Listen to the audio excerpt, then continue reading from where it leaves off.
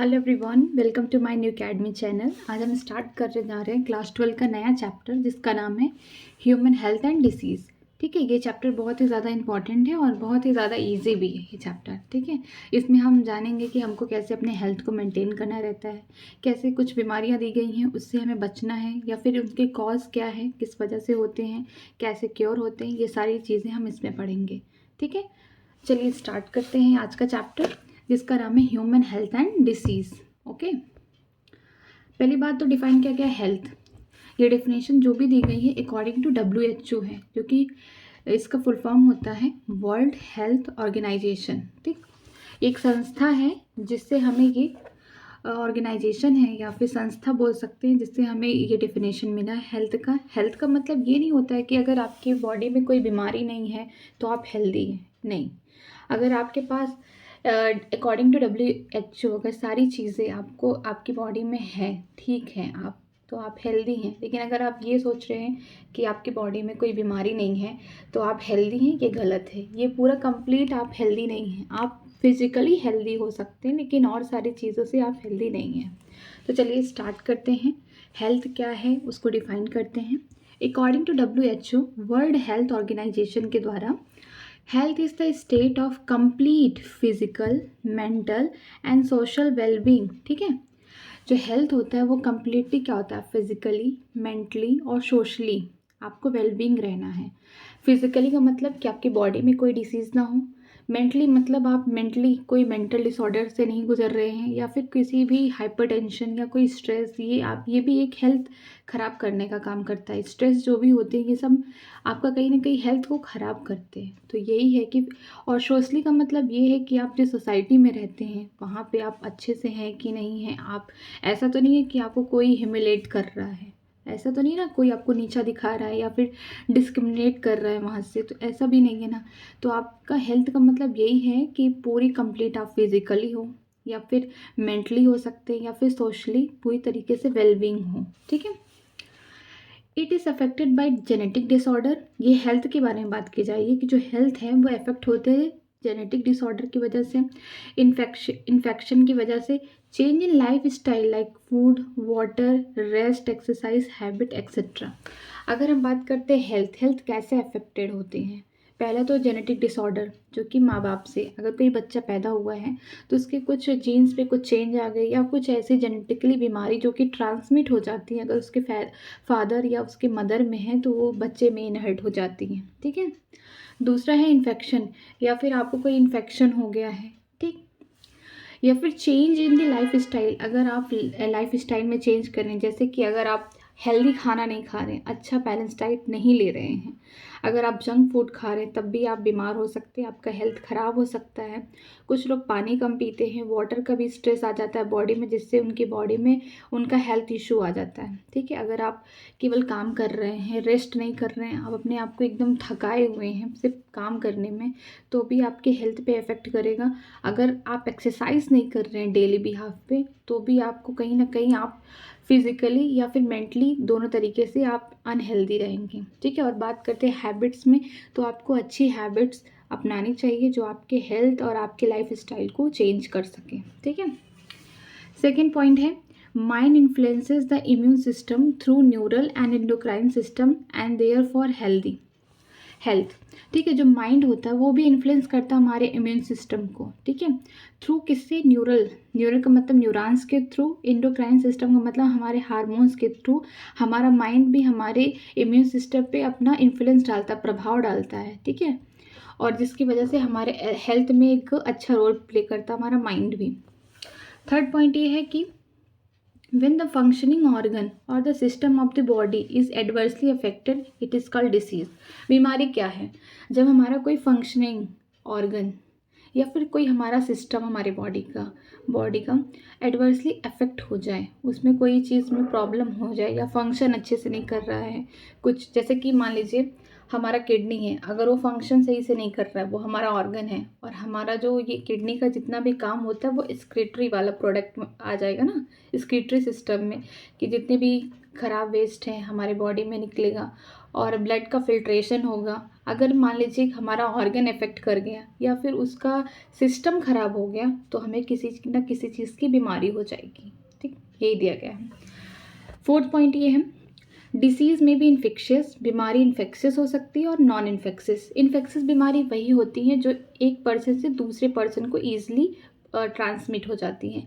अगर आप बहुत कॉमन आपने देखा होगा कि अगर किसी को कॉमन कोल्ड है, जुकाम है, अगर उसने अपने नाक को नहीं ढका है छींकते समय, स्नीजिंग करते समय, तो आप उसके अगर बगल में या फिर उसके कांटेक्ट में हैं तो आपको वो इनहेल कर लेंगे कहीं ना कहीं से उसके कुछ ड्रॉपलेट और आपको भी हो जाएगा कॉमन कोल्ड। तो इन्फेक्शियस यही है कि जो बहुत ईजिली एक पर्सन से दूसरे पर्सन में ईजिली ट्रांसमिट हो जाता है। ठीक है, नॉन इन्फेक्शियस डिसीज़ क्या होता है कि ऐसी बीमारी जो एक इंसान को है लेकिन आप उसके कांटेक्ट में हैं, उसकी देखभाल कर रहे हैं या फिर उसका यूज्ड सामान भी यूज़ कर रहे हैं तो आपको बीमारी ट्रांसमिट नहीं होगी, उसे कहते हैं नॉन इन्फेक्शियस डिसीज़। ठीक है, डिसीज़ जो होते हैं इन्फेक्शियस वो ट्रांसमिट करते हैं easily from one person to another. इसके एग्जाम्पल जैसे हो गए एड्स क्या है, इन्फेक्शियस डिसीज़ है, ईजिली ट्रांसमिट हो जाएगा, जो भी इसके कांटेक्ट में आएगा। ये हो गया कॉमन कोल्ड, हो गया इन्फ्लुएंजा, ये सारी चीज़ें। नॉन इन्फेक्शियस डिसीज़ का सबसे अच्छा एग्जाम्पल कैंसर है।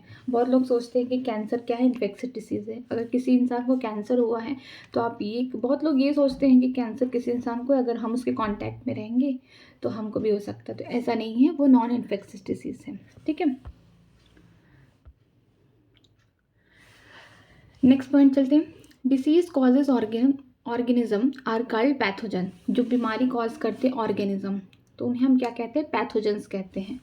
Parasites are pathogen as they harm the host. Parasite क्या होते हैं, जो पैथोजन होते हैं वो ऑलरेडी पैरासाइट होते हैं कि किसी की बॉडी में जब ये चले जाते हैं। तो पैरासाइट का मतलब क्या होता है कि कोई ऑर्गेनिज्म दूसरे ऑर्गेनिज्म के ऊपर रहेगा, खाएगा पिएगा, ठीक है, शेल्टर लेगा, फूड लेगा, न्यूट्रिशन सब कुछ लेगा, उसे हम पैरासाइट कहते हैं। तो जो पैथोजन होते हैं वो डिसीज और कॉजिंग ऑर्गेनिज्म होते हैं, जो बीमारी कॉज करते हैं उन्हें हम पैथोजन कहते हैं। पैरासाइट और पैथोजन, जो पैरासाइट्स होते हैं वो पैथोजन्स होते हैं as they harm the host के ऊपर रहेंगे, न्यूट्रिशन लेंगे होस्ट से, शेल्टर लेंगे रहने के लिए और उन्हीं को बीमारी कॉज करेंगे। ठीक है, वो पैरासाइट्स हैं, पैथोजन्स। गुड ह्यूमर हाइपोथेसिस के बारे में बोला गया है। इसको किसने दिया था, इसको दिए थे हिप्पोक्रेट्स ने दिया था एंड इंडियन आयुर्वेदा सिस्टम ने दिया था। ठीक है, it state that health is the state of body and mind where there is a balance of certain humours. Humour means liquids. Okay, person with black bile belong to a hot personality and would have fever. इनका एक myth था good humour hypothesis का कि जो इंसान जिनके body में black bile release हो रहे हैं उनकी पर्सनालिटी हॉट रहेगी, गर्म रहेगी और उनको हमेशा फीवर रहेगा। ठीक है, लेकिन ऐसा कुछ नहीं होता है। वो उस ज़माने में सोचा गया था, वो उस ज़माने के परसेप्टिव से था कि हेल्थ क्या है। ठीक है, इनका ये था कि हेल्थ को क्या बोलते हैं, स्टेट बॉडी और माइंड के, बॉडी और माइंड को बोलते हैं जहाँ पे बैलेंस रहना चाहिए सर्टेन ह्यूमर का। ठीक है, बैलेंस रहना चाहिए बॉडी और माइंड के बीच में।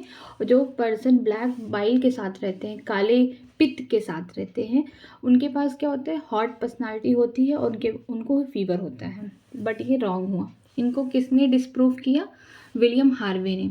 विलियम हार्वे का नाम याद रखिएगा, बहुत इंपॉर्टेंट है। William Harvey disprove this hypothesis. इन्होंने इस हाइपोथेसिस को डिस्प्रूव किया, गलत साबित किया। He discovered the blood circulation and demonstrated normal body temperature in person with a black bile using thermometer। उन्होंने डिस्कवर किया ब्लड सर्कुलेशन को, जो हमारी बॉडी में ब्लड है सर्कुलेट कर रहा है, वो पहले किसने डिस्कवर किया था, विलियम हार्वे ने किया था। उन्होंने बताया कि जो नॉर्मल बॉडी टेम्परेचर है पर्सन का, ब्लैक बाइल हो या किसी का भी इंसान का हो, उन्होंने थर्मोमीटर से देख कर बताया था। और इन्होंने ये भी साबित किया कि जो ये गुड ह्यूमर हाइपोथेसिस है ये गलत है। ऐसा कुछ नहीं होता है कि जिनकी बॉडी में ब्लैक बाइल रिलीज हो रहा है उनकी हॉट पर्सनालिटी है और उनको फीवर होता है, ऐसा कुछ नहीं है। उन्होंने थर्मोमीटर से देखा, मेजर किया कि जो ब्लैक बाइल पर्सन है या फिर जो नॉर्मल पर्सन है, दोनों का टेम्परेचर, बॉडी टेम्परेचर सेम आ रहा है। और हम जानते हैं कि ह्यूमन का बॉडी टेम्परेचर कितना होता है नॉर्मल, 37 डिग्री सेल्सियस। ठीक है, अब आगे चलते हैं। Common infectious disease in man या फिर ह्यूमन कह सकते हैं कि कौन कौन सी ऐसी कॉमन बीमारी होती है जो ह्यूमन में देखने को मिलती है। ठीक, पहला बैक्टीरियल डिसीज़ है, बैक्टीरिया से बीमारी होने वाला है कि कौन कौन से डिसीज़ हैं। पहला टाइफाइड, दूसरा निमोनिया, एनसीईआरटी में दिया है। उसके साथ साथ और भी 3 डिसीज़ का नाम लिख दिया गया है, उसको डिफाइन नहीं किया है, जैसे कि डायसेंट्रिया हो गया, प्लेग हो गया, डिप्थेरिया हो गया। ठीक है, अब हम आगे चलते हैं, टाइफाइड के बारे में जानते हैं। टाइफाइड क्या है, टाइफाइड कैसे कॉज होता है, क्या है इसके सिम्टम। चलिए, टाइफाइड, इसका पैथोजन का नाम होता है सैल्मोना टाइफी। ठीक है, इसी की वजह से ये बीमारी होती है, सैल्मोना टाइफी की वजह से। ठीक, मोड ऑफ ट्रांसमिशन, कि कैसे टाइफाइड किसी इंसान के अंदर जाता है। ठीक, it enter the small intestine, ये इंटर करता है स्मॉल इंटेस्टाइन में through food and water and migrate to other organ via blood. ठीक है, ये बोला गया है कि जो ये सैल्मोना टाइफाई है ये कैसे जाती है किसी ह्यूमन की बॉडी में, ये जाती है, इंटर करती है स्मॉल इंटेस्टाइन में। ठीक है, जाएगी तो आप जो खाना खा रहे हैं, अगर आप खाना खा रहे हैं ऐसा जो कि पूरा हाइजीनिक तरीके से नहीं बना है, ये पानी पी रहे जो फिल्टर नहीं है, अच्छे जगह से पानी नहीं ले रहे हैं, तो आप जो कुछ भी खाएंगे तो आपकी बॉडी में ही जाएगा। लेकिन ये कहाँ पे इंटर करते हैं, इनका ये आप कुछ भी खाएं स्मॉल इंटेस्टाइन वाले पार्ट में पहुँच जाएंगे, जहाँ पे ठीक है किसके थ्रू जाएंगे, वाटर और फूड के थ्रू जाएंगे। ठीक है, खाना और पानी के थ्रू जाएंगे और माइग्रेट करेंगे दूसरे ऑर्गन में। ब्लड तो हर जगह प्रेजेंट है। ठीक है, अगर किसी की बॉडी में टाइफाइड है, अगर नहीं क्योर हो रहा है सही से, नहीं इलाज उसका हो रहा है, काफ़ी टाइम से है, तो वो किसी दूसरे ऑर्गन में भी जा सकता है ब्लड के थ्रू। ठीक, सिम्टम्स क्या हैं, जैसे कुछ सिम्टम्स दिए गए हैं। Sustain high fever 39 degree Celsius to 40 degree Celsius. ठीक है, हमने पहले बता दिया कि नॉर्मल अगर बॉडी ह्यूमन का रहेगा तो टेम्परेचर कितना होगा 37 डिग्री सेल्सियस, लेकिन 37 डिग्री से ज़्यादा अगर 39 या 40 डिग्री सेल्सियस फीवर लगातार बना है सब, ठीक है, तो टाइफाइड होने की चांसेस है। हेडेक, सर में दर्द होगा, वीकनेस फील होगा, स्टोमच में पेन, पेट में दर्द होगा, कॉन्स्टिपेशन होगा, लॉस ऑफ एपेटाइट, मतलब भूख नहीं लगेगा उस समय। ठीक, और अगर ज़्यादा टाइम तक टाइफाइड क्योर नहीं हुआ तो क्या होगा, इंटेस्टाइन परफोरेशन, इंटेस्टाइन की जो वॉल होंगी उसमें क्या होंगी, ये जो पैथोजन है सैल्मोना टाइफी उसमें होल बनाने लगेंगी। ठीक है, उसे परफोरेट करने लगेंगी और जिसकी वजह से इंसान की डेथ हो सकती है, डेथ में भी कॉज। इसके लिए एक टेस्ट होता है जो कि बहुत ज़्यादा एग्जाम में पूछा जाता है। कौन सा टेस्ट होता है टाइफाइड के लिए, वो है विडाल टेस्ट। ठीक है, Widal test is use for confirmation of this disease. Widal test इसलिए किया जाता है कि हम कंफर्म करें कि टाइफाइड है या फिर कोई और डिसीज़ है। ठीक है, इसीलिए होता है। फिर इसके बाद इसकी दवा, इलाज सब कुछ चलता है ताकि इंसान जल्दी से ठीक हो सके। एक कॉमन एग्जाम्पल दिया गया है, मैरी मेलॉन, जो कि टाइफाइड मैरी थी, उनका नाम मैरी मेलॉन था, लेकिन वो टाइफाइड कैरियर थी जिसकी वजह से उनका नाम रख दिया गया टाइफाइड मैरी। ठीक है, टाइफाइड कैरियर थी इसलिए टाइफाइड, और मैरी इनका नाम था तो मैरी। ठीक, वॉज प्रोफेशनल कुक, वो मतलब उनका प्रोफेशन क्या था, कुक थी, खाना बनाती थी। She was a typhoid carrier, वो टाइफाइड को कैरी करती थी, उनके बॉडी में टाइफाइड था जो कि कैरियर का काम करता था, दूसरे को स्प्रेड करता था। Who spread typhoid for a several year through the food she prepare, जो खाना वो बनाती थी ना उसी से उनके बॉडी में टाइफाइड का पहले से ही पैथोजन प्रेजेंट था, सैल्मोना टाइफाई, वो कंटामिनेट हो जाता था खाना। ठीक है, हाइजीनिक नहीं रखती होंगी, साफ़ सफाई नहीं रखती होंगी, तो इसकी वजह से वो खाने में मतलब पहुंच जाता था उनका ये सैल्मोना टाइफाई जो पैथोजन है टाइफाइड का। और ये सबको जो लोग इनसे खाना खाते थे उनको ये टाइफाइड भी सर्व करती थी, उनको भी टाइफाइड मतलब पहुंचा देती थी अपनी बीमारी, कैरियर थी ना टाइफाइड की। आगे चलते हैं, निमोनिया के बारे में बात करते हैं। निमोनिया भी बैक्टीरिया की वजह से होता है। अब इसके पैथोजन का नाम क्या है, स्ट्रेप्टोकोकस निमोनी। स्ट्रेप्टोकोकस का मतलब ये है कि कोकस जैसा स्ट्रक्चर होगा और वो भी गुच्छे में पाए जाएंगे। ठीक है, इस तरीके से बैक्टीरिया जो होगा इनकी बंच में होगी इस तरीके से। ठीक है, वो भी स्पेरिकल शेप में होंगी, स्ट्रेप्टोकोकस निमोनी। और दूसरा है हीमोफिलस इन्फ्लुएंजा।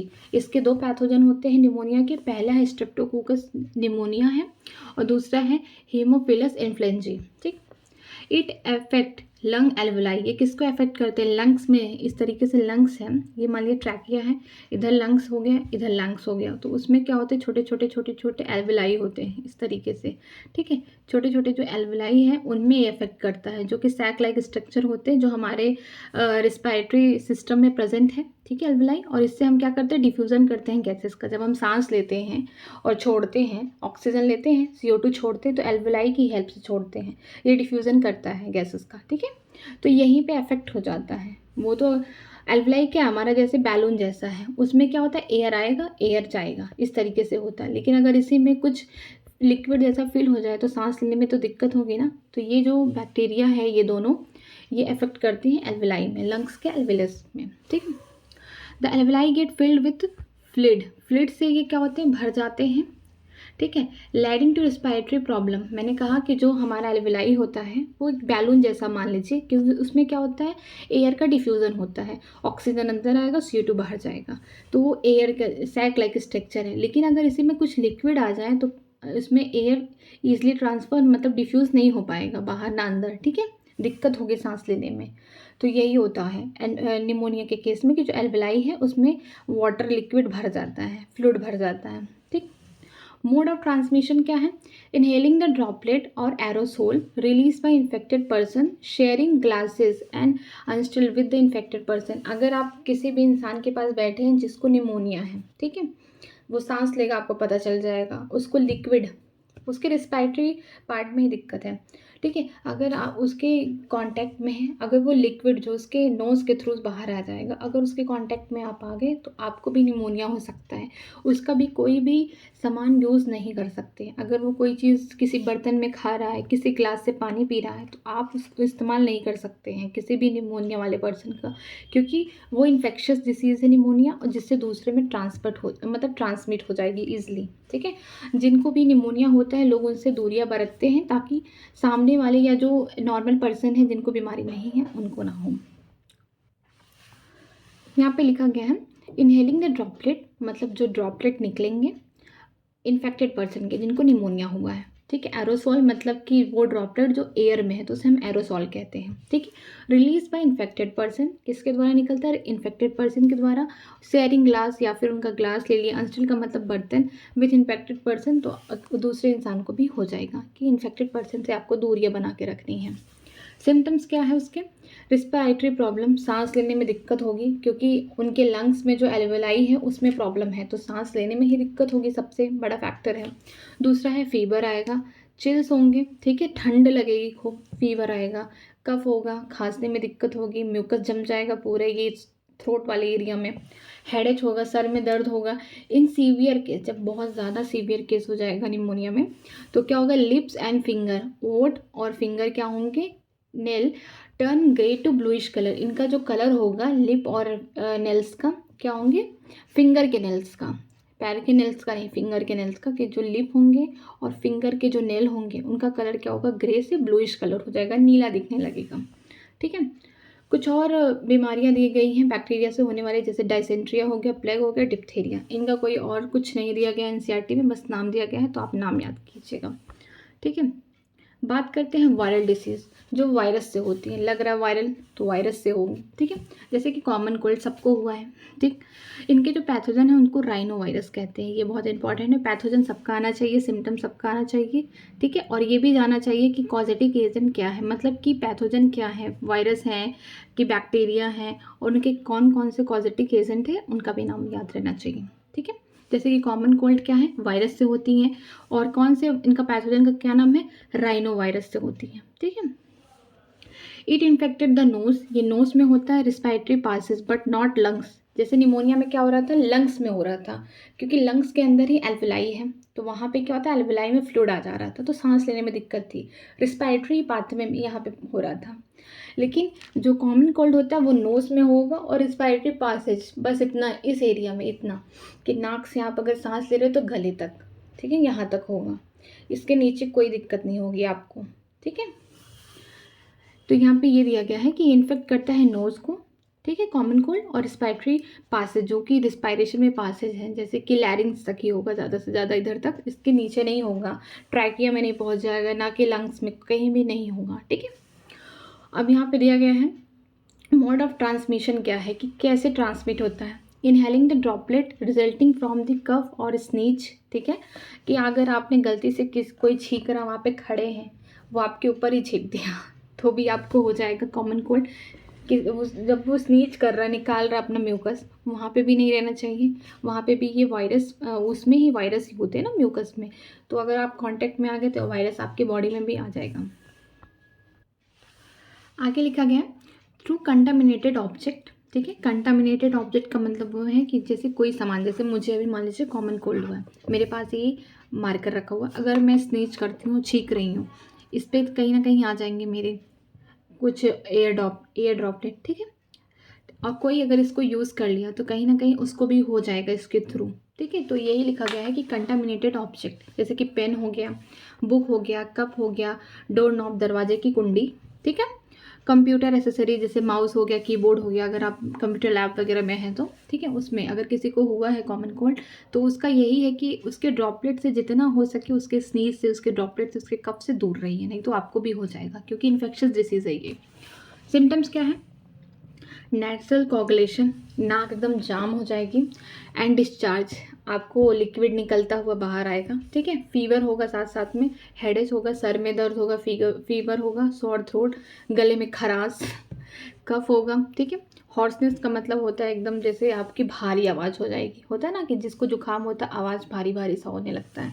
टायर्डनेस जैसे फील करेंगे कि थका थका, फीवर आपको आएगा। ये सब चीज़ें सिम्टम्स है कॉमन कोल्ड की, सबको हुआ है, बहुत कॉमन है ये, इसीलिए इसका नाम है कॉमन कोल्ड, ठीक है। Common cold lasted 3 to 7 days, ये लगभग 3 से 7 दिन में किसी को हुआ है तो लगभग एक हफ्ते, एक वीक तो लग ही जाते हैं, तो 3 से 7 दिन में उस इंसान को ठीक हो जाता है। इम्यूनिटी जिसकी ज़्यादा स्ट्रांग होगी उसका जल्दी से रिकवर होता है, ठीक है, उसी पे डिपेंड करता है ज़्यादा करके।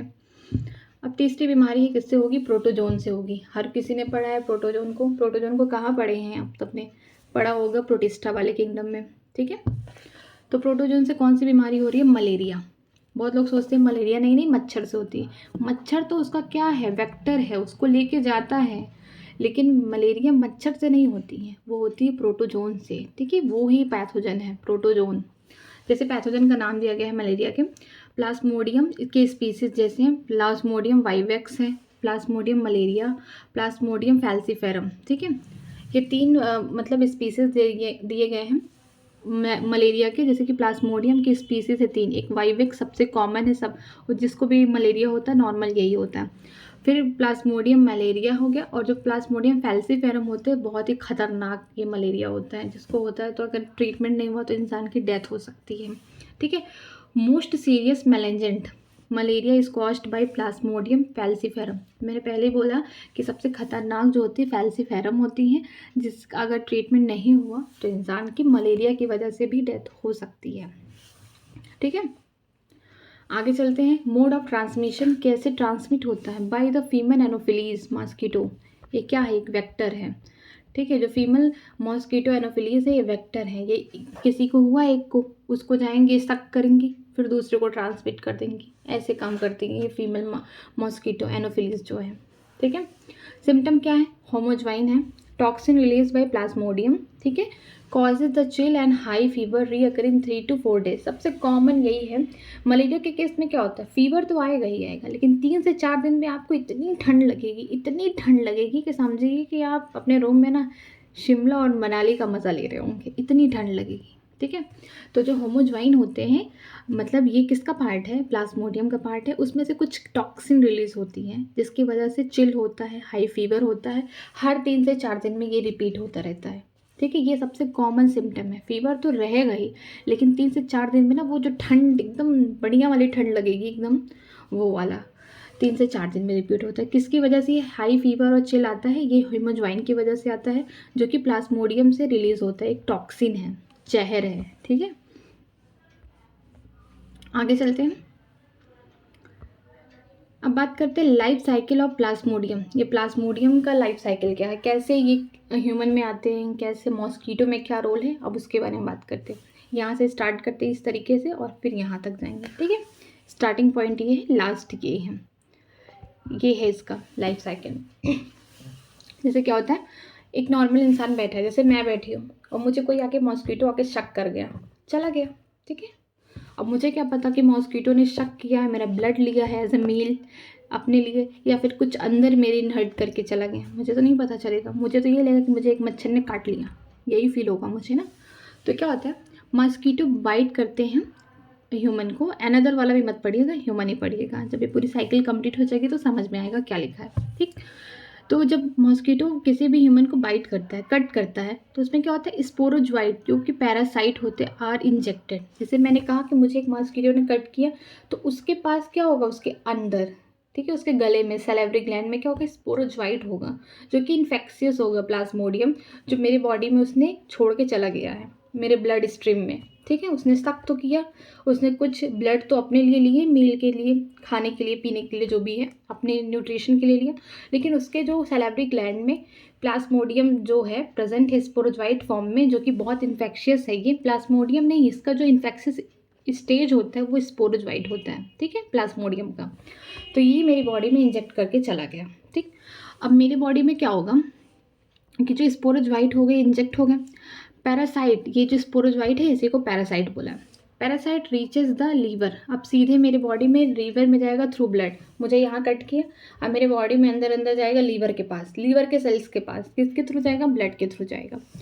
वहाँ पे ए सेक्सुअल रिप्रोडक्शन करेगा in the liver cell, bursting the cell release into the blood, ठीक है। वहाँ पे मेरे लीवर है, इस तरीके से लीवर होता है, ठीक है, कुछ ऐसे ही लीवर होता है। वहाँ पे जाएगा ब्लड के थ्रू, और यहाँ पे जो इनके सेल होंगे वहाँ पे सेक्सुअल रिप्रोडक्शन करके यहाँ पे बस्ट करेगा, फट जाएगा और फिर से रिलीज़ हो जाएगा, फिर से ब्लड में रिलीज़ हो जाएगा, ठीक है। फिर asexual reproduction in RBC, red blood cell में करेगा asexual reproduction, bursting RBCs release haemozoin, ठीक है। Cycle of the fever and other symptom of are, अब यहाँ पे दिखेंगे अदर सिम्टम आपको देखने को मिलेंगे, ठीक है। मुझे मच्छर काटा, और ये जो स्पोरोजोइट है अब सीधे मेरे जो है एक आधे घंटे के अंदर ही, आधे घंटे के अप्रॉक्स, आधे से 1 घंटे के अंदर ही जो स्पोरोजोइट मेरे बॉडी में रिलीज़ किया है मॉस्किटो, अब वो कहाँ चला जाएगा, सीधे लीवर में। लीवर के जो सेल हैं उनमें क्या करेगा, अपना ए सेक्सुअल रिप्रोडक्शन करेगा, ठीक है। जब ए सेक्सुअल रिप्रोडक्शन वहाँ पे करेगा तो क्या करेगा, कुछ टाइम बाद वो बस्ट करेगा, फट के निकलेगा, फिर वो ब्लड में आ जाएगा, फिर ब्लड के जो आरबीसीज हैं उनके साथ फिर एसेक्सुअल रिप्रोडक्शन करेगा, अपने आप को बढ़ा रहा है स्पोरोजोइट हमारे बॉडी में, ह्यूमन के बॉडी में, सारे जितने भी प्रोसेस हो रहे हैं ह्यूमन के बॉडी में हो रहे हैं, ठीक है, वो बढ़ाएगा। और यहीं पे आपको फीवर देखने को मिलेगा, अदर सिम्टम, यहाँ पे फीवर और चिल ये सब जो होता है रियकरिंग, जो 4 दिन बाद, 3 से 4 दिन बाद आपको देखने को मिल रहा था ना कि खूब ठंड लग रही है, फीवर आ रहा है, हीमोज्वाइन यहीं पे रिलीज होता है, वो रिलीज होता है आरबीसी से, बस्टिंग आरबीसी रिलीज हीमोज्वाइन, ये हीमोज्वाइन रिलीज हुआ, 3 से 4 दिन बाद आपको खूब ठंड लगेगा और खूब आपको फीवर होगा, फिर यही 3 से 4 दिन बाद फिर यही रिपीट होता रहेगा, ठीक है। फिर क्या होगा, गैमेटोसाइट जो कि सेक्सुअल स्टेज होगा आरबीसी में। अब तक जितना भी काम कर रहा था ये स्पोरोजोइट, ठीक है, स्पोरोजोइट जितना काम कर रहा था सब ए सेक्सुअल रिप्रोडक्शन कर रहा था, चाहे लीवर में उसने आपको अपने आप को डिवाइड किया, चाहे आरबीसी में खुद को डिवाइड किया, वो सब में अपने आप को ए सेक्सुअल रिप्रोडक्शन कर रहा था। लेकिन जो गैमेटोसाइट, उसके जो गैमेट बनते हैं या सेक्सुअल स्टेज आता है वो कहाँ पे आता है, आरबीसी में आता है। अब ये खत्म हो गया, ये ह्यूमन का जितना ये काम था उसका स्पोरोजोइट का खत्म हो गया। फिर क्या होगा, फिर कोई आएगा दूसरा मच्छर मुझे इस तरीके से सक करेगा मेरा ब्लड को एज अ मील, हाँ मेरे बॉडी में इतना बन गया तो फिर दूसरा कोई मच्छर तो मुझे काटेगा। ऐसा तो है नहीं कि मुझे एक मच्छर काट लिया और कोई मच्छर काटेगा नहीं, ऐसा नहीं होता है ना। फिर आपको कोई मच्छर काटा या अगल बगल आपकी कभी हुआ तो आपकी बॉडी में इतना तो बना है गैमेटो साइड तक, वो क्या करेगा, फीमेल मॉस्किटो जब रहेगा सक करेगा ब्लड को विथ गैमेटोसाइड, वो जब ब्लड को सक करेगी तो आपके ब्लड के अंदर ही, आरबीसी के अंदर ही गैमेटोसाइड बन चुका है स्पोरोजोइड्स के, ठीक है। फिर क्या होगा, फर्टिलाइजेशन और डेवलपमेंट कहाँ होगा, मॉस्किटो के गट्स में होगा, यहाँ पे गट का मतलब ये वाले पार्ट में होगा, ठीक है, गट में होगा। फिर mature infective stage sporozoite escape from intestine and migrated to the mosquito and salivary gland, ठीक है। मॉस्किटो तो इतना छोटा है तो उसके गट में, जैसे मान लीजिए इंटेस्टाइन वाला पार्ट है अंदर, ठीक है, उसको अंदर में बोल सकते हो कि ये मॉस्किटो है, इधर से मतलब सक किया तो जो इसका ये वाला पार्ट है, ये उसके पैर है ये सब, ठीक है, ये वाला जो पार्ट है यहाँ पे उसके गट्स में, मान लीजिए इंटेस्टाइन वाले पार्ट में ही वो फर्टिलाइजेशन हुआ, फिर कुछ टाइम बाद जब फर्टिलाइजेशन हो गया, डेवलपमेंट हो गया, अच्छे से सब कुछ हो गया उसका, ठीक है, किसका, स्पोरोजोइट का, तो क्या होगा, मेच्योर इन्फेक्टिव स्टेज जो स्पोरोजोइट फिर बने हैं वो स्केप करेंगे कहाँ, इंटेस्टाइन से। अब मॉस्किटो के इंटेस्टाइन से निकल के कहाँ आएंगे, पेट में तो रहेगा नहीं, ठीक है, टॉयलेट तो करना नहीं है ना मॉस्किटो को, वो तो किसी को कट करेगा तो माउस से करेगा ना, तो उसको अपने इंटेस्टाइन से कहाँ पे लेके आना, सैलिवरी ग्लैंड के पास, ताकि जब वो नेक्स्ट टाइम किसी को सक कर रहा है, किसी को काट रहा है, बाइट कर रहा है, खून चूसते हैं ना मॉस्किटो, बाइट करते हैं, काटते हैं, तो फिर इसके बाद वहाँ से वो अपना मील तो लेगा, ब्लड एज ए न्यूट्रिशन, तो वो अपना उसके जो गले में या फिर स्पोरोजोइट जो प्रेजेंट है सैलिवरी ग्लैंड में, वो रिलीज हो जाएगा ह्यूमन के ब्लड में, ठीक है।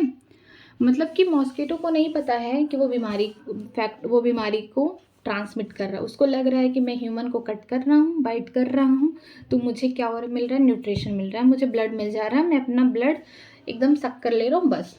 लेकिन उसको नहीं पता है होता क्या है कि मॉस्किटो है, फीमेल मॉस्किटो से ही ट्रांसमिट होता है ये। स्पोरोजोइट जो होते हैं पैरासाइट है, ठीक है, किसका, प्लाज्मोडियम का। स्पोरोजोइट जो होता है इन्फेक्टिव स्टेज होते हैं, इसी से ही क्या मलेरिया कॉज होता है, ये आएगा।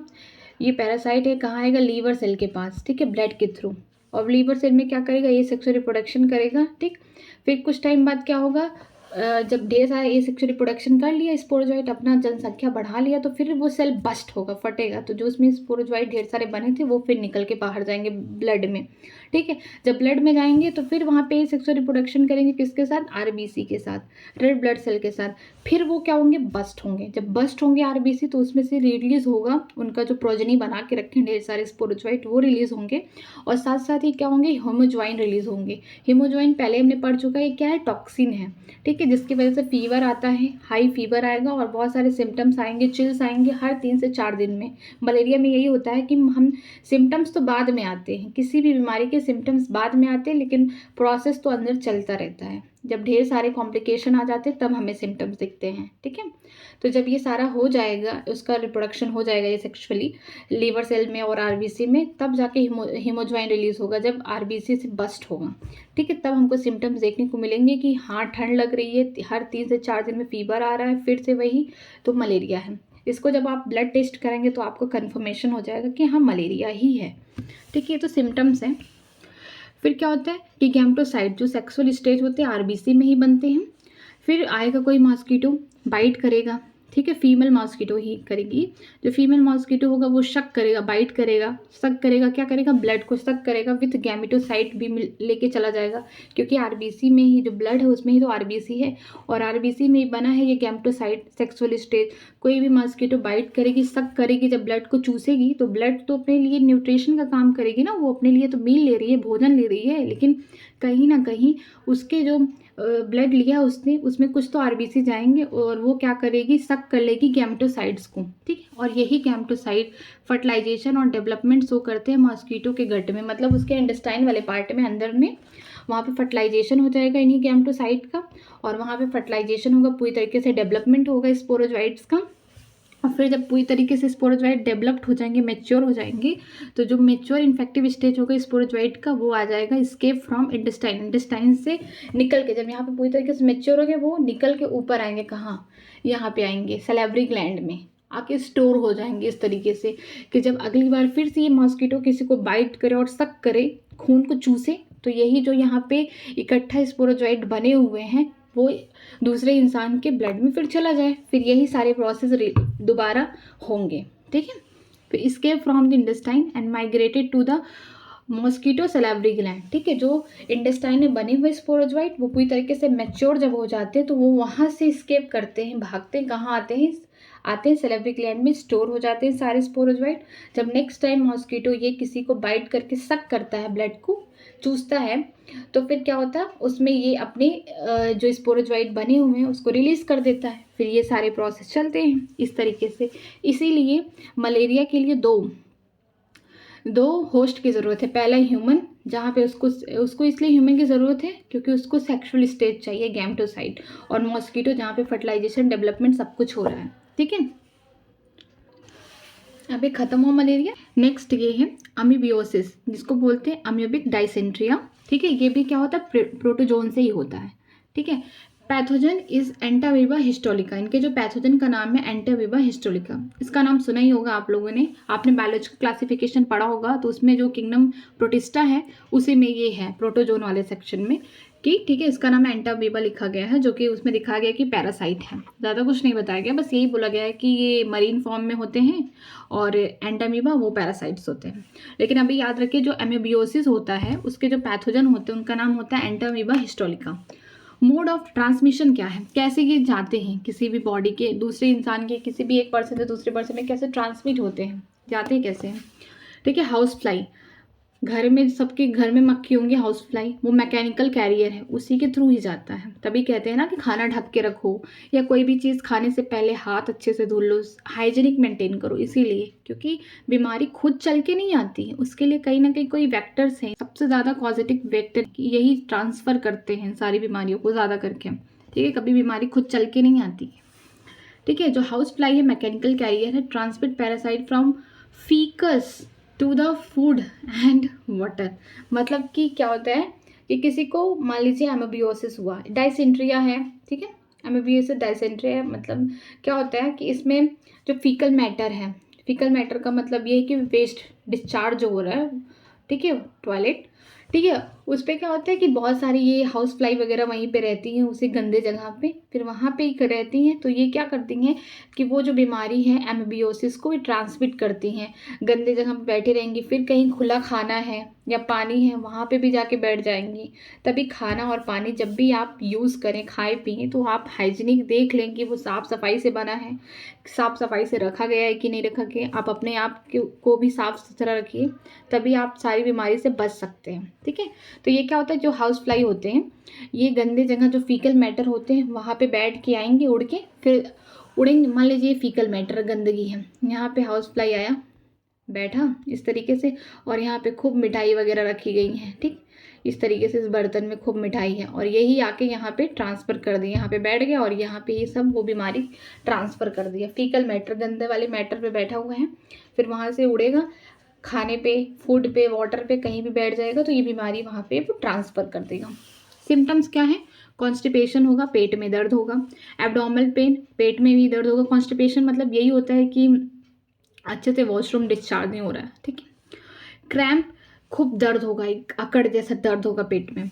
Stool with excess mucus and blood clot, जब टॉयलेट करेंगे मतलब फीकल मैटर जब डिस्चार्ज होगा तो उसमें कुछ म्यूकस देखने को मिलेंगे वाइट वाइट, और कुछ ब्लड के क्लॉट आएंगे, यही इस बीमारी का सिम्टम्स है। ठीक है, और ये कहाँ पे मतलब होता है, ये मोस्टली लार्ज इंटेस्टाइन को इफेक्ट करता है। ये जो बीमारी है एमेबियोसिस, ये लार्ज इंटेस्टाइन के कोलान रीजन जो होते हैं वहाँ पे ये मतलब अफेक्ट करते हैं। जैसे था टाइफाइड, टाइफाइड कहाँ का करता था, स्मॉल इंटेस्टाइन में अफेक्ट करता था, लेकिन एमोबियोसिस में क्या होता है कि लार्ज इंटेस्टाइन के कोलान वाले रीजन को अफेक्ट करता है। ठीक है, इसी वजह से जो भी प्रॉब्लम हो रही है पेट में हो रही है, पेट से रिलेटेड हो रही है। कॉन्स्टिपेशन हो गया, एब्डोमिनल पेन हो गया, क्रैम्प हो गया, stool with excess mucus and blood clot के साथ आ रही है। ठीक है, अब आगे चलते हैं हेलमिंथिस। हेलमिंथिस को क्या बोलते हैं, हेलमिंथिस का मतलब ये नहीं कि कुछ भी, हेलमिंथिस सबने पढ़ा है, एस्क हेलमिंथिस, ठीक है, किंगडम एनिमेलिया का ये जो फाइलम है एस्क हेलमिंथिस, इसको सबने पढ़ा होगा। तो उससे बीमारी कॉज होता है, जैसे पहला एस्केरियासिस हो गया, दूसरा फेलेरेसिस हो गया। अब एस्केरियासिस के बारे में पढ़ते हैं। पैथोजन इज एस्केरियासिस, जो कि इंटेस्टाइन पैरासाइट है, इंटेस्टाइन में ही प्रॉब्लम हो रही है। ठीक है, मोड ऑफ ट्रांसमिशन क्या है, soil, water, vegetable, fruit etcetera contaminated from the faecal matter containing egg of parasite.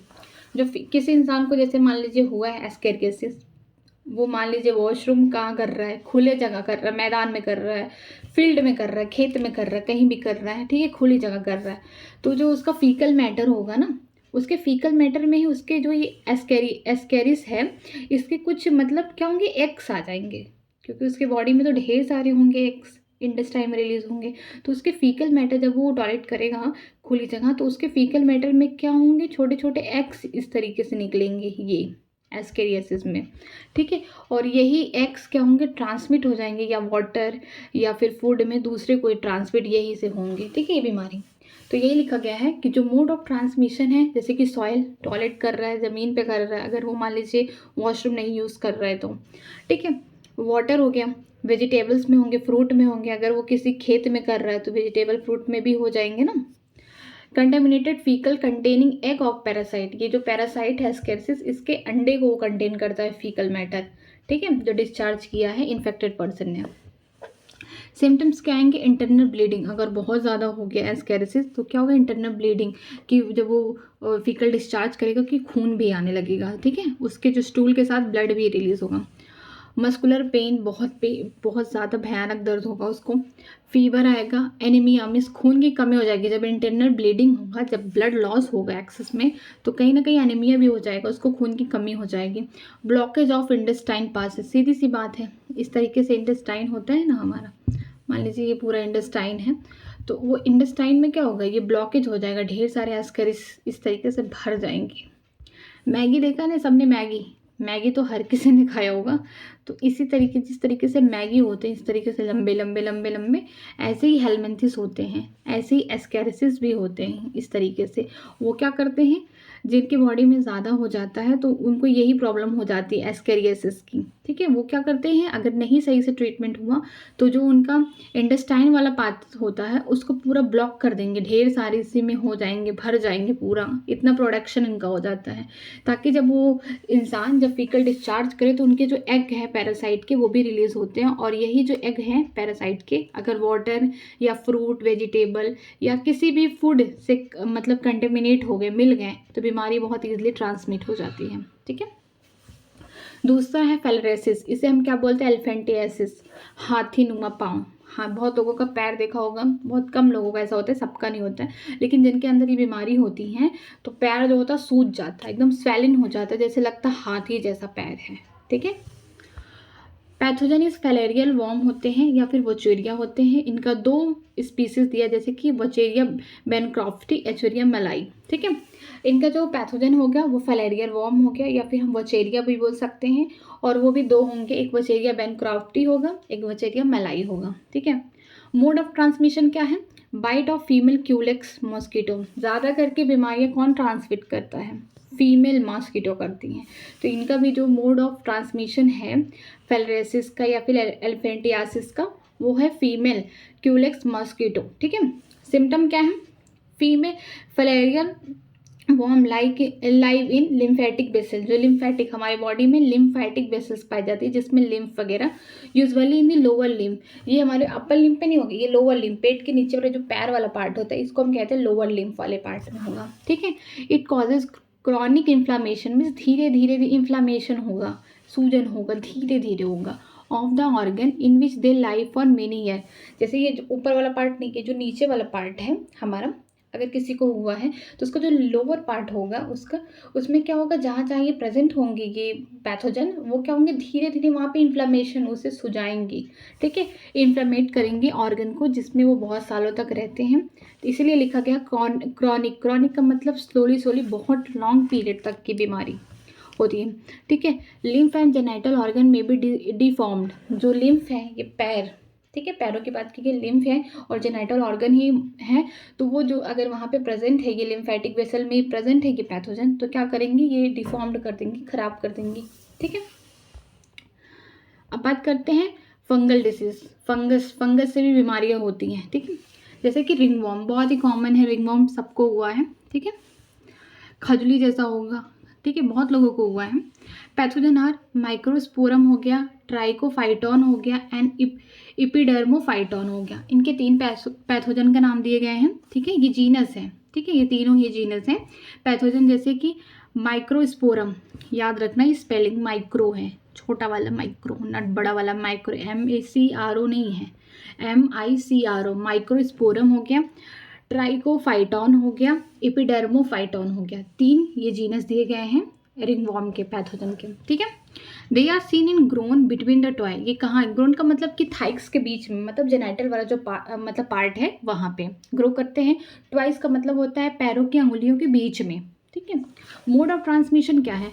From soil और by using towel, cloth, com etcetera, ठीक है, किसका यूज़ करते हैं? इन्फेक्टेड पर्सन का, ठीक है। ये ज़्यादा करके ये ट्रांसमिट कहाँ से होंगे? मिट्टी से, सॉइल से होंगे, और होंगे जिस इंसान को मान लीजिए कि रिंगवॉर्म हुआ है, उसका कोई भी सामान आप यूज़ करें, चाहे कॉम कर रहे हैं, चाहे कपड़े पहन रहे हैं, चाहे क्लॉथ यूज़ कर रहे हैं, कोई भी सामान, तो उससे भी ट्रांसफ़र हो सकते हैं। ठीक है।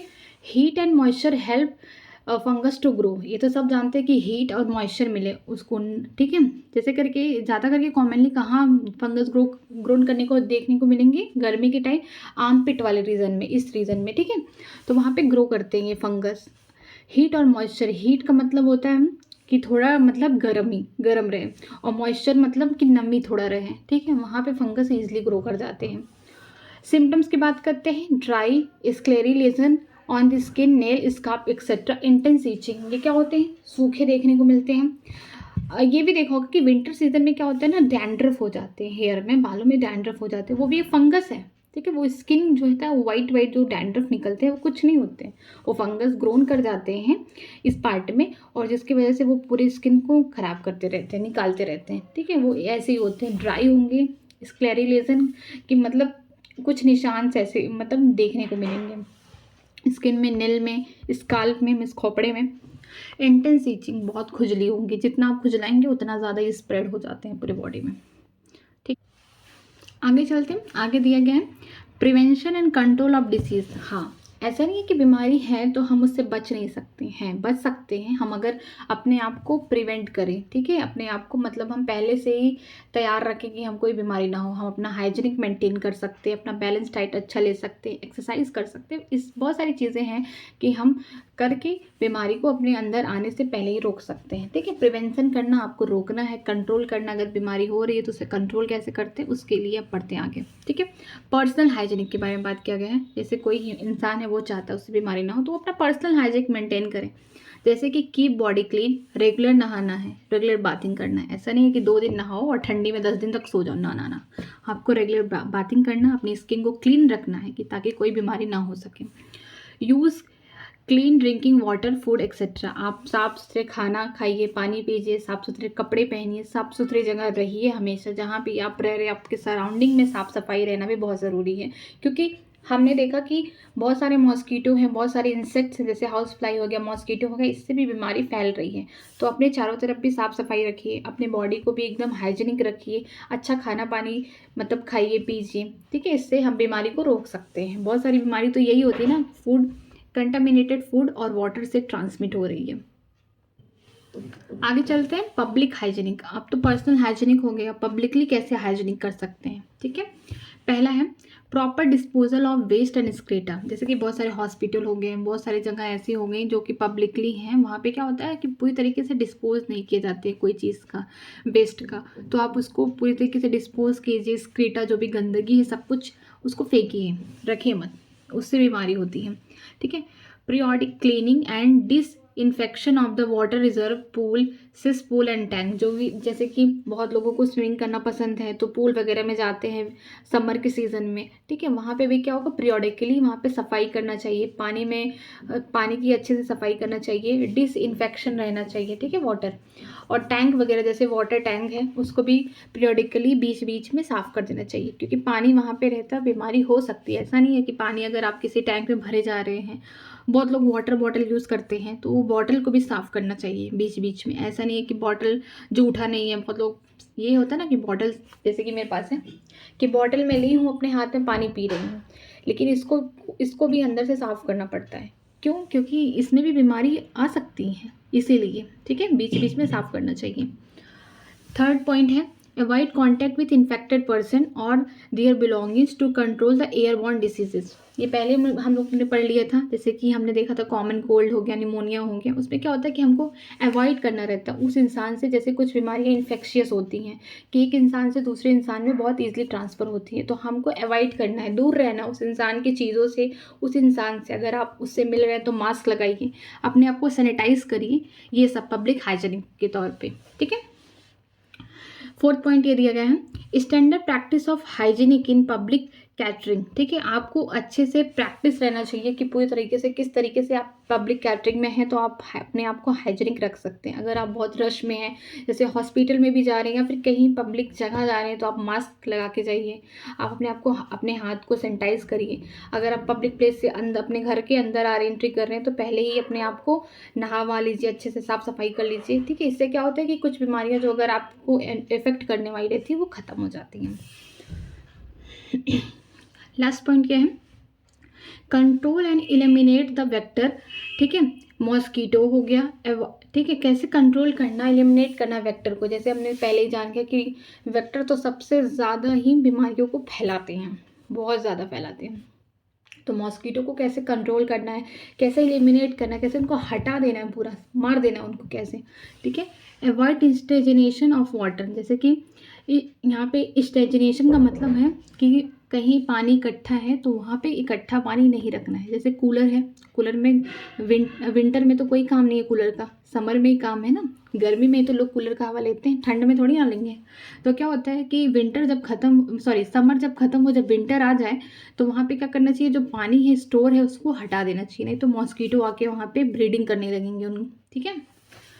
Regular cleaning of house hold cooler, वही जो मैंने पहले ही बता दिया कि कूलर में पानी है तो कूलर को साफ़ करते रहिए, करते रहिए।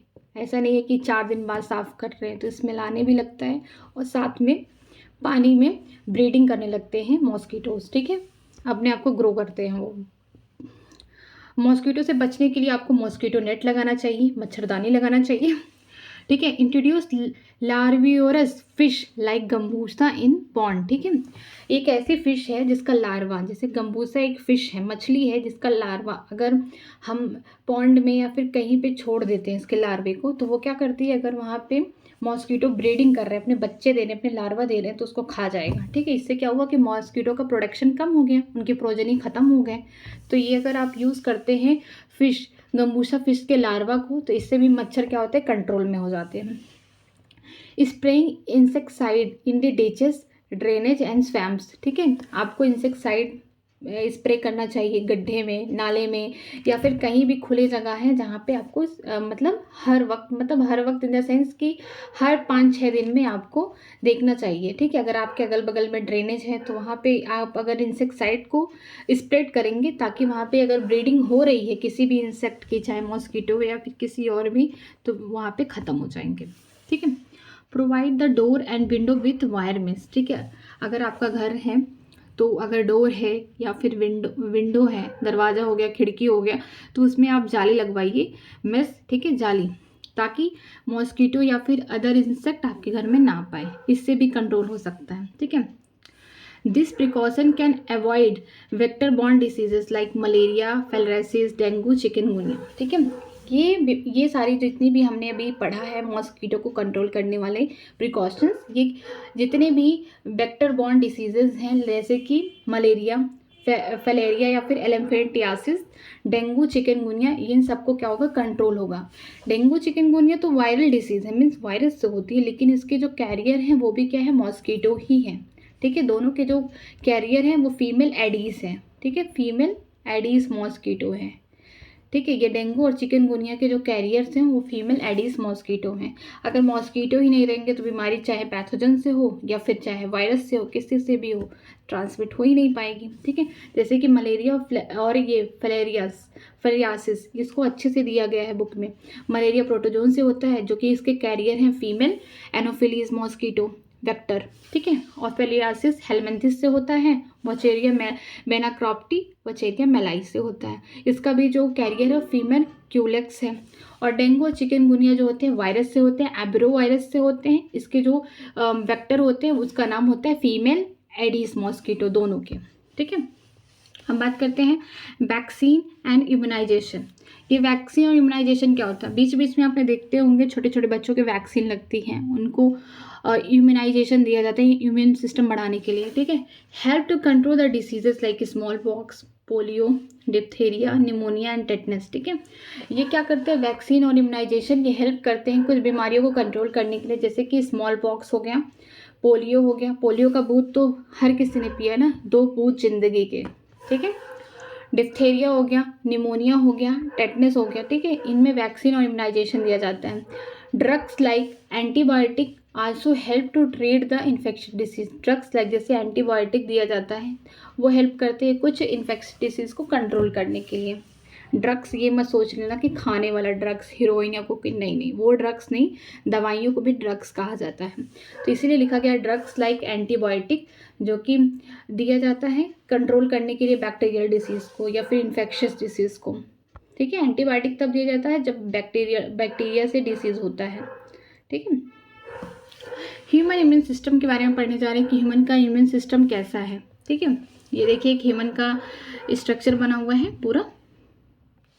अब आगे चलते हैं, ह्यूमन इम्यून सिस्टम को देखते हैं। It is the system that give the immunity to the body by recognising, responding and remembering the foreign antigen. Antigen पहले क्या होता है मैं बताती हूँ। एंटीजन का मतलब होता है कि हमारे बॉडी का नहीं है, हमारे बॉडी के बाहर का कोई चीज़ है, ठीक है। अगर हमारे बॉडी का होता है तो हमारा ही होता है, तो हम उसके अगेंस्ट ना अपनी इम्यूनिटी डेवलप करते, ना रिस्पॉन्स करते, ना ही उसे मारने की कोशिश करते। तो एंटीजन क्या होता है, फॉरेन पार्टिकल है, ठीक है। एंटीजन जो होते हैं फॉरेन पार्टिकल है, हमारे बॉडी का कोई हिस्सा नहीं है, ना हमारे बॉडी का कोई सेल है। एंटीजन का मतलब होता है, एंटी मीन्स आउटसाइड, ठीक, जन मतलब ऑर्गेनिज्म, हमारे बॉडी के बाहर का ऑर्गेनिज्म, ठीक है। कि हमारा जो इम्यून सिस्टम होता है वो गिफ्ट इम्यूनिटी प्रोवाइड करता है हमारे बॉडी को, जैसे कि रिकॉग्नाइज करके देख के कि ये डिसीज़ कौन सा है। जैसे मैं एग्जांपल दे रही हूँ, ये कोई बीमारी अगर हो रही है तो इसको रिकॉग्नाइज करेगा किस वजह से हो रहा है, रिस्पॉन्स करेगा, उसे पता चल जाएगा, या फिर रिमेंबर कर लेगा कि अगर ये इसकी वजह से हुआ, नेक्स्ट टाइम अगर ये फिर से बॉडी में एंटर करेगा तो मैं इसे ख़त्म कर दूंगा, ठीक है, रिमेंबर कर लेगा। सेकेंड पॉइंट दिया गया है, it play role in the allergic reaction, allergy वाले रिएक्शन में हेल्प करता है। Autoimmune disease and organ transplantation, ठीक है, जो हमारी इम्यूनिटी होती है वो ग्रेट रोल प्ले किस में करती है, एलर्जिक रिएक्शन में, एलर्जी वाले में, ऑटो इम्यून डिसीज में भी करती हैं, और ऑर्गन ट्रांसप्लांटेशन, जैसे हार्ट का ट्रांसप्लांटेशन हुआ ऑर्गन का, या फिर किडनी का हुआ, उसमें भी हमारी इम्यूनिटी बहुत बड़ा रोल प्ले करती है, ठीक है। It includes lymphoid organ, tissue, cell and antibody, ठीक है। हमारी ह्यूमन इम्यूनिटी सिस्टम में क्या क्या है, लिम्फॉइड ऑर्गन है, लिम्फॉइड टिश्यू है, लिम्फॉइड सेल है, एंटीबॉडी।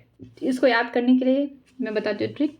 लिम्फॉइड सेल है, सेल से टिश्यू बना, टिश्यू से ऑर्गन, और एंटीबॉडी याद कर लो ईजिली, ठीक है। ये देखिए ह्यूमन की बॉडी बनी है, अब जिसमें ये जो पर्पल कलर का ये सब पूरे डायग्राम दिख रहे हैं, ये क्या है, ये लिम्फ सिस्टम है, लिम्फेटिक सिस्टम है, ठीक है। ये नेक है, यहाँ पे लिम्फ नोड पाए गए हैं, ये जो छोटे छोटे स्ट्रक्चर इस तरीके से मिल रहे हैं इसे हम नोड कहते हैं, लिम्फ नोड है। ये आर्मपिट में एक्सिलरी लिम्फ नोड है, ये स्प्लीन है, ठीक है। और ये हो गया ग्रोन, ये जेनाइटल पार्ट वाले एरिया में, यहाँ पे भी इसको बोलते हैं इसको हम बोलते हैं लिम्फ नोड, यहाँ पे जो जेनाइटल वाले एरिया के पास होते हैं। ये लिम्फेटिक सिस्टम है पूरी तरीके से वेसल्स में, ठीक है। और ये है थाइमस, छोटा सा स्ट्रक्चर है, ठीक है, ये इम्यूनिटी प्रोवाइड करता है थाइमस, ठीक है। अब आगे चलते हैं, लिम्फॉइड ऑर्गन क्या होते हैं। लिम्फॉइड ऑर्गन के बारे में अब जान लेते हैं, इतना सब कुछ पढ़ लें कि हमारी बॉडी में लिम्फ बहुत रोल प्ले करता है। तो लिम्फॉइड ऑर्गन क्या होते हैं, ठीक है। There are the organ where origin, maturation and proliferation of lymphoid organ occur. Two type होते हैं, प्राइमरी और सेकेंडरी। हमारे बॉडी में कुछ ऐसे ऑर्गन होते हैं जहाँ पे ऑरिजिन होता है, या फिर मैचुरेशन होता है, या प्रोलाइफरेशन होता है लिम्फॉइड लिम्फोसाइट्स का। जैसे कि दो टाइप के होते हैं, प्राइमरी लिम्फोसाइट, सेकेंडरी लिम्फोसाइट, ठीक है। अब प्राइमरी लिम्फोसाइट के बारे में पढ़ेंगे, फिर सेकेंडरी लिम्फोसाइट के बारे में पढ़ेंगे। प्राइमरी लिम्फोसाइट होते क्या हैं, ठीक है, इनके बारे में पढ़ते हैं। The organ where lymphocyte are mature and differentiated to antigen sensitive lymphocyte, ठीक है। ऐसे ऑर्गन, ठीक है, जहाँ पे लिम्फोसाइट क्या होते हैं, मैच्योर होते हैं, उनको डिफ्रेंशिएशन, उनको अलग अलग काम के लिए बनाया जाता है, डिफ्रेंशिएट होते हैं, मैच्योर होते हैं टू एंटीजन सेंसिटिव लिम्फोसाइट, की एंटीजन कहाँ पे आके अटैक करेगा ह्यूमन को, वहाँ पे वो सेंसिटिव हो जाते हैं, ठीक है। दो टाइप के होंगे, ठीक है। प्राइमरी लिम्फोसाइट जैसे कि बोन मैरो हो गया, थाइमस। जो प्राइमरी लिम्फोसाइट होंगे दो होंगे, बोन मैरो होंगे और थाइमस होंगे, ठीक है। बोन मैरो क्या है, the site of the formation of all the blood cell including B और टी लिम्फोसाइट, ठीक है। बोन मैरो तो सबको पता है कहाँ प्रेजेंट होते हैं, ह्यूमन में प्रेजेंट होते हैं। यहाँ जितने भी ह्यूमन के ब्लड में जितने भी सेल्स होते हैं, जैसे कि आरबीसी, डब्ल्यूबीसी हो गया, प्लेटलेट्स हो गया, वो कहाँ पे बनते हैं, बोन मैरो में बनते हैं। इसीलिए लिखा गया है the site of formation of the all the blood cell including B lymphocyte और टी लिम्फोसाइट भी बोन मैरो में ही बनते हैं, ठीक है, यहाँ पे फॉर्मेशन होता है। अब चलते हैं थाइमस की तरफ। ए बाइलोब्ड ऑर्गन होता है seen near the heart, heart के पास बाइलोब्ड स्ट्रक्चर देखने को मिलता है। बीनीथ द ब्रेस्ट बीन, ये स्टर्नम की बात कर रहा है, ठीक है, स्टर्नम, ब्रेस्ट बोन को बोल रहा है स्टर्नम, ठीक है, यहाँ पे पाया जाता है। अभी यहाँ पे थाइमस का स्ट्रक्चर आपने देखा, ये थाइमस है, बाइलोब्ड स्ट्रक्चर है ना, ऐसे कुछ करके फिर ऐसे, फिर इस तरीके से स्ट्रक्चर है ना बाइलोब्ड, एक लोब हो गया, इसका दूसरा लोब, और इस तरीके से स्ट्रक्चर है ना ये थाइमस का, ठीक है। ये थाइमस कहाँ प्रेजेंट होते हैं? हार्ट के पास होंगे, हार्ट के एकदम पड़ोसी हैं कि बीनीथ द ब्रेस्ट बोन, या फिर हम स्टर्नम के नीचे होते हैं। It is a large during the birth, birth के टाइम पे क्या होते हैं, जन्म के दौरान ये बड़े होते हैं, but gradually reduce in size because very small size in puberty, ठीक है, becomes very small size in puberty, ठीक है। बर्थ के टाइम क्या होंगे, बड़े होंगे, लेकिन जैसे जैसे जैसे जैसे इंसान बड़ा होगा, प्यूबर्टी स्टेज में पहुंचेगा, उसके साइज छोटा होता जाता है, ठीक है। Immature T lymphocyte from the bone marrow is migrated to thymus and mature, लिखा गया है कि जो इमेच्योर टी लिम्फोसाइट है, ठीक है, यहाँ पे बी लिम्फोसाइट बन रहा है और टी लिम्फोसाइट बन रहा है बोन मैरो में, लेकिन जो इमेच्योर टी लिम्फोसाइट होते हैं ये कहाँ पे आते हैं, बोन मैरो से आते हैं, माइग्रेट होके थाइमस से, और यहाँ मैच्योर होते हैं। इसका मतलब कि जो बी लिम्फोसाइट होता है वो बोन मैरो में बनता है और मैच्योर भी बोन मैरो में होता है, लेकिन टी लिम्फोसाइट बनता तो बोन मैरो में है, लेकिन ये मैच्योर होने आ जाता है थाइलमस में, ठीक है, समझ में है कि जो बी लिम्फोसाइट होता है बनता भी है, ओरिजिन भी होता है, मैच्योर भी होता है बोन मैरो में, और टी लिम्फोसाइट तो बनता तो बोन मैरो में है, लेकिन मैच्योर होने के लिए आता है थाइमस में, इसीलिए लिखा गया है immature T lymphocyte from the bone marrow is migrated to thymus and mature, ठीक है। जो इमेच्योर टी लिम्फोसाइट है वो बोन मैरो से आते हैं थाइमस के पास, फिर यहाँ पे मैच्योर्ड हो जाते हैं, ठीक है। अब हम पढ़ने जा रहे हैं सेकेंडरी लिम्फोसाइट ऑर्गन क्या क्या होते हैं, ठीक है। The organ to which mature lymphocyte migrated from the primary lymphocyte organ interact with the antigen and then proliferate to become effector cell. Effector cell का मतलब अब इनके पास एबिलिटी हो गई, कैपेसिटी हो गई है कि कैसे वो एंटीजन से लड़ सके, ठीक है, वो सेल होते हैं।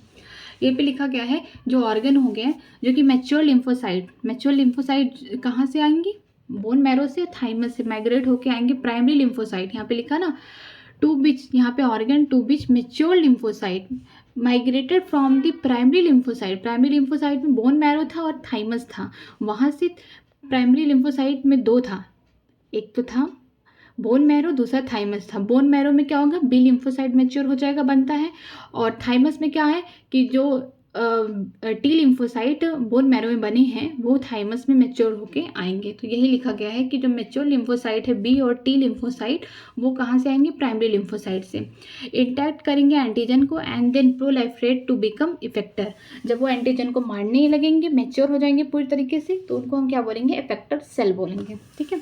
कुछ एग्जाम्पल दिए गए हैं सेकेंडरी लिम्फोसाइट के, जैसे स्प्लीन हो गया, लिम्फ नोड हो गया, टॉन्सिल हो गया, पेयर पैचेस हो गया, और माल्ट का इसका फुल फॉर्म है mucosa associated lymphoid tissue and appendix. Appendix ये देखने को मिलेगा आपको इंटेस्टाइन के पार्ट में, ठीक है, इसका कोई काम नहीं है, अभी तो रेडिमेड्री ऑर्गन हो चुका है, लेकिन पहले कहीं ना कहीं यूज़ में था, ठीक है। तो याद रहना चाहिए सेकेंडरी लिम्फॉइड ऑर्गन का एग्जाम्पल, पहला स्प्लीन हो गया, लिम्फॉइड नोड्स हो गया, टॉन्सिल हो गया, यहाँ पे जो होते हैं पेयर पैचेस कहाँ पाए जाते हैं, स्मॉल इंटेस्टाइन में पाए जाते हैं, म्यूकोसा एसोसिएटेड लिम्फॉइड टिश्यू जिसे माल्ट कहते हैं, और अपेंडिक्स हो गया, ठीक है। 6 एग्जाम्पल हो गए, 1 2 3 4 5 6, ठीक। अब बात करते हैं एक एक करके स्प्लीन के बारे में। स्प्लीन क्या होता है, बीन शेप्ड होता है, लाइक दिस, ये बीन शेप्ड होता है इस तरीके से, ठीक है। स्प्लीन इस तरीके के होंगे, contain lymphocyte and phagocyte. Lymphocyte तो होंगे, फैगोसाइट का मतलब क्या होगा, जो खा जाते हैं, ठीक है, जो एंटीजन मतलब जो हमारे बॉडी का नहीं है, जो बाहर का एंटीजन है उसको क्या करते हैं, ये फैगोसाइट होता है, उसको ये मान लीजिए, एक सेकेंड रुके, जैसे कि ये बीन शेप स्ट्रक्चर है स्प्लीन का, ठीक है, इस तरीके से है, और ये यहाँ पे एंटीजन है, तो क्या करेगा, इसके पास आएगा धीरे धीरे इस तरीके से, और इसको क्या करेगा, अपने बॉडी के अंदर इनगल्फ कर लेगा, खा लेगा, ठीक है। इसीलिए बोला गया है कि जो ये स्प्लीन होते हैं बीन शेप के स्ट्रक्चर के होते हैं, ठीक है, और कंटेन करते हैं लिम्फोसाइट इनके अंदर होता है, और फैगोसाइट भी होता है, जो खाने वाले कुछ सेल होते हैं, ठीक है। It remove the worn out of the RBC and micro organism from blood. ठीक है, ये रिमूव करते वॉर्न आउट का मतलब जो आरबीसी मतलब मर चुके हैं। ठीक है, जैसे कि आरबीसी का जो लाइफ स्टाइल होता है, लाइफ साइकिल होता है, लाइफ स्पान इसको बोलते हैं आरबीसी का ब्लड में।